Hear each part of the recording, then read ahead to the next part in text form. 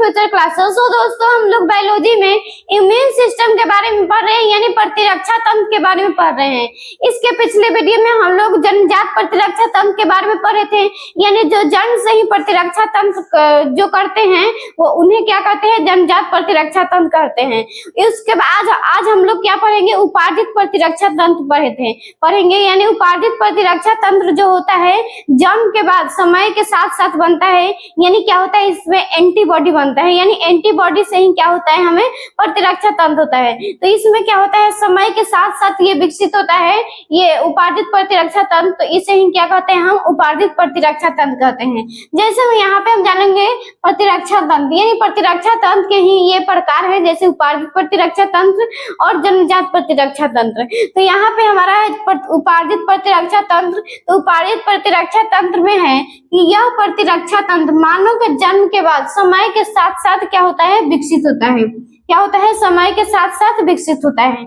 और इसमें क्या होता है, इसमें प्रमुख रूप से लिम्फोसाइट कोशिका की भूमिका होती है। क्या लिम्फोसाइट की भूमिका होती है, क्योंकि ये लिम्फोसाइट कोशिका जो होती है ये रक्त में पाया जाता है और कोशिका के मध्य पाया जाता है। तो इसमें क्या होता है, एंटीबॉडी का निर्माण होता है, जिससे हमें क्या होता है, प्रतिरक्षा तंत्र का निर्माण होता है, यानी एंटीबॉडी का निर्माण होता है। तो वह रोगाणुओं से लड़ता है, जिससे क्या होता है, हमें बीमारी नहीं हो पाती है।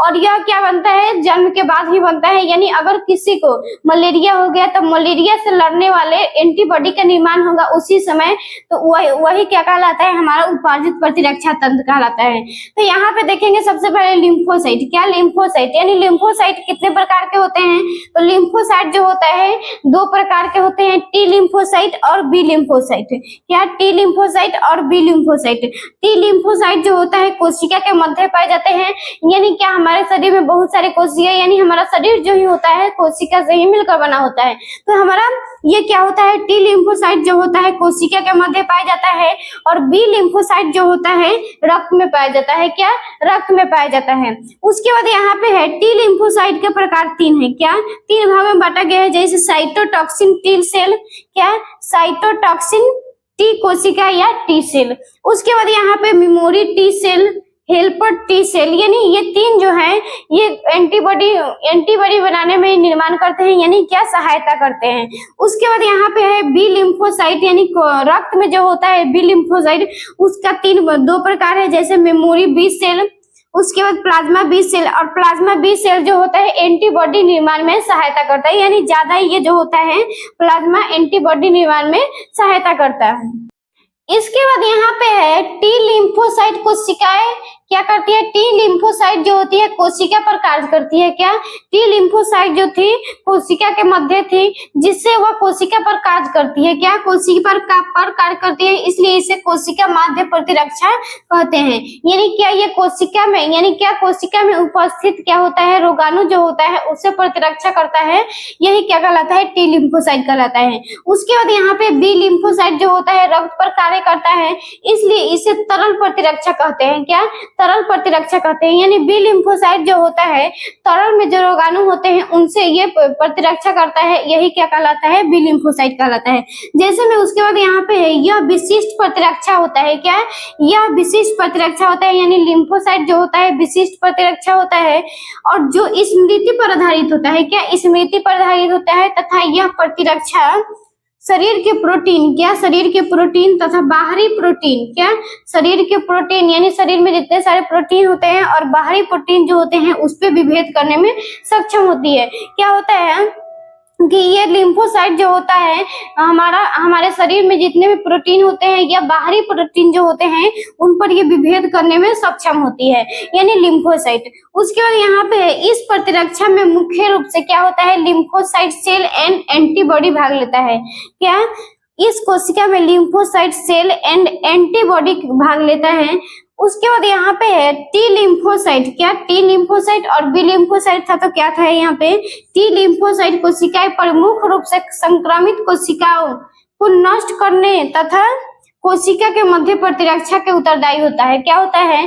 टी लिम्फोसाइट जो होता है कोशिका को नष्ट यानी कोशिका में जितने सारे रोगाणु होते हैं उनको नष्ट करती है तथा क्या करता है? ये कोशिका के मध्य प्रतिरक्षा करता है। टी लिम्फोसाइट जो होता है ये कोशिका यानी कोशिका में जितने सारे रोगाणु होते हैं उनको नष्ट करती है तथा कोशिका के मध्य में ये कार्य करती है यानी प्रतिरक्षा करती है हमारे कोशिका को।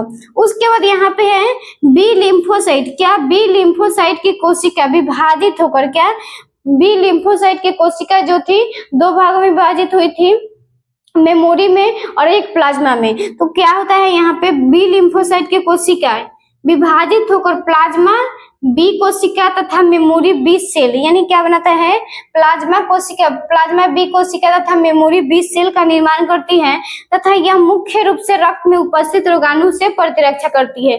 क्या होता है? ये बी लिम्फोसाइट जो था मेमोरी में यानी मेमोरी बी सेल में तथा मेमोरी बी सेल तथा प्लाज्मा बी सेल में विभाजित हुआ था और ये बी लिम्फोसाइट जो होता है ये रक्त में उपस्थित रोगाणु से प्रतिरक्षा करता है। क्या?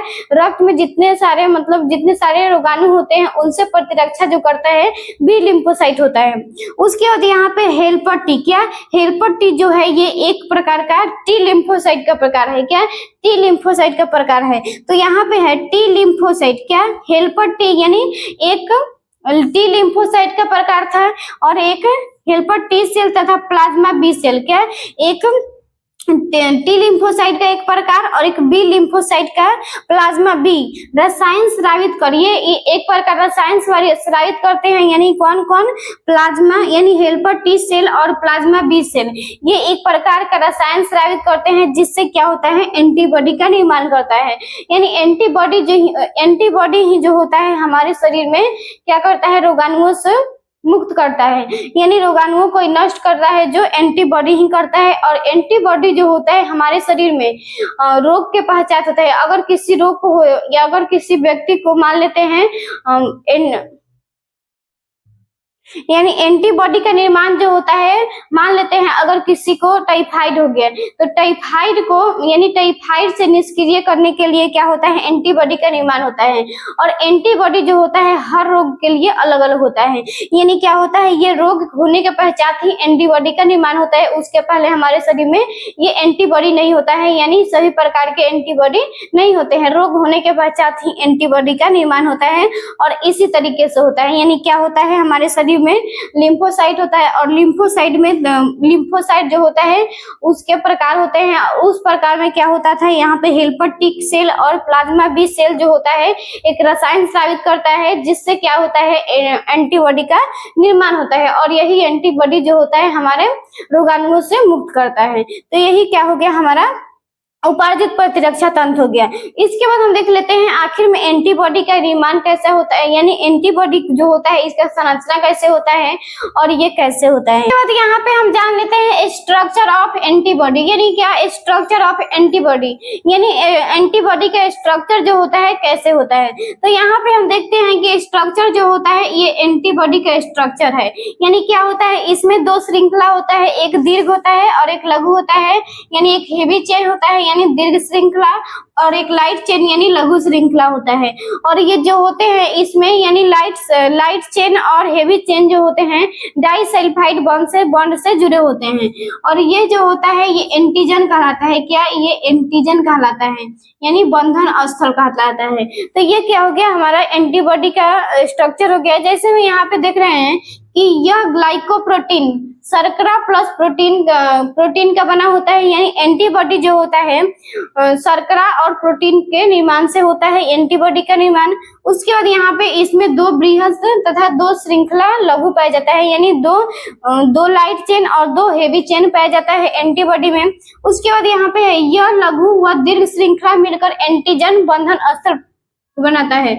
यानी क्या है? यहाँ पे हेवी चेन है ये हेवी चेन और ये लाइट चेन जो मिलकर दोनों यहाँ पे एंटीजन का निर्माण करते हैं। तो ये क्या होता है? हमारा एंटीजन हो गया। उसके बाद यहाँ पे है यानी बंधन स्थल यानी एंटीजन को क्या कहते हैं? हम बंधन स्थल कहते हैं। उसके बाद यहाँ पे लघु व दीर्घ श्रृंखला डाइसल्फाइड बॉन्ड से जुड़े होते हैं यानी ये लघु श्रृंखला और दीर्घ श्रृंखला जो होता है डाइसल्फाइड बॉन्ड से जुड़ा होता है। उसके बाद यहाँ पे है एक बार शरीर में किसी रोगाणु के संक्रमण यानी हर रोगाणु जो होता है, हर रोगाणु का संक्रमण जो होता है एंटीबॉडी हर प्रकार का होता है, यानी हर रोगाणु का एंटीबॉडी जो होता है अलग अलग होता है, यानी एक रोग का एंटीबॉडी जो होता है सभी का एक जैसा नहीं होता है, सभी रोगाणु का एंटीबॉडी जो होता है अलग अलग होता है। इसीलिए यह क्या होता है, ये जन्म के बाद बनता है और हमें रोग होगा तभी क्या होगा, एंटीबॉडी का निर्माण होगा, इसके पहले नहीं होगा। तो यहाँ पे है कि एक बार शरीर में किसी रोगाणु के संक्रमण पर एंटीबॉडी बनने के बाद वह हमेशा के लिए मेमोरी बी तथा मेमोरी टी द्वारा स्मृति में रहती है। यानी एक बार हमारे शरीर में अगर मान लेते हैं कि किसी को टाइफाइड हो गया है तो वह टाइफाइड का एंटीबॉडी तो बन गया है, लेकिन वह टाइफाइड का एंटीबॉडी बन गया है तो ये एंटीबॉडी जो होगा हमेशा के लिए रहेगा। उसके बाद अगर हमें टाइफाइड होगा तो वह एंटीबॉडी जो होगा उसे मार देगा, तो क्या हो गया, हमें एंटीबॉडी उसके बाद प्रतिरक्षा करने लगेगा। तो क्या होता है, एंटीबॉडी जो होता है एक बार बनने के बाद हमारे शरीर में रहता है, यानी क्या होता है, एक मेमोरी बी तथा मेमोरी टी सेल में ये रहता है। तो ये क्या हो गया हमारा। इसके बाद जान लेते हैं कि वर्गीकरण, यानी क्या, एंटीबॉडी का वर्गीकरण। यहाँ पे देखेंगे हम क्लासिफिकेशन ऑफ एंटीबॉडी। क्या, क्लासिफिकेशन ऑफ एंटीबॉडी की आखिर में एंटीबॉडी को हम कितने भागों में बांटते हैं। तो सबसे पहले यहाँ पे एंटीबॉडी को हम इम्यूनोग्लोबिन भी कहते हैं। क्या, इम्यूनोग्लोबिन भी कहते हैं एंटीबॉडी को। तो यहाँ पे देखेंगे कि एंटीबॉडी को निम्नलिखित 5 वर्गों में विभाजित किया गया है, यानी एंटीबॉडी को 5 वर्ग में विभाजित किया गया है। जैसे में यहाँ पे ग्लोबिन यानी इम्यूनोग्लोबिन जी, या इसी को क्या कहते हैं हम, IgG कहते हैं, यानी शॉर्ट में IgG कहते हैं। उसके बाद इम्यूनोग्लोबिन M यानी MGMADE होता है, ये 5 होता है हमारा एंटीबॉडी होता है। इसको शॉर्ट में हम क्या कहते हैं, IgG, IgM, IgA, IgD, IgE, यानी इम्यूनोग्लोबिन E या इम्यूनोग्लोबिन क्या G, immunoglobulin M, immunoglobulin A, immunoglobulin D, immunoglobulin E। यानी क्या होता है, ये IgG जो होता है सीरम में पाया जाता है, यानी हमारे शरीर में क्या होता है, सीरम होता है, उसी में ये पाया जाता है। उसके बाद IgGM जो होता है ये रुधिर में पाया जाता है, यानी हमारे ब्लड में पाया जाता है। उसके बाद यहाँ पे IgA जो होता है यहाँ पे लार में पाया जाता है, पसीना में पाया जाता है, अन्न इत्यादि में पाया जाता है। यानी हमारे शरीर में लार जो बनता है हमारे मुख में, और ये क्या, पसीना और अन्न जो होता है इसमें पाया जाता है IgA। उसके बाद IgD जो होता है लिम्फोसाइट के ऊपर में बनता है। क्या, हमारे लिम्फोसाइट जो होता है उसके ऊपर जो होता है ये IgD बनता है। उसके बाद IgE जो होता है यह भी क्या होता है, सीरम में ही बनता है। तो ये क्या हो गया, हमारा एंटीबॉडी का क्लासिफिकेशन हो गया। तो हम लोग आज पढ़ लिए उपादित प्रतिरक्षा तंत्र के बारे में, यानी हम लोग प्रतिरक्षा तंत्र यानी इम्यून सिस्टम के बारे में पढ़ लिए। आई होप इस वीडियो में आप लोग को इम्यून सिस्टम के बारे में जरूर समझ आया होगा। प्लीज वीडियो को लाइक करें और ऐसे ही वीडियो के लिए चैनल को सब्सक्राइब करें। Thank you.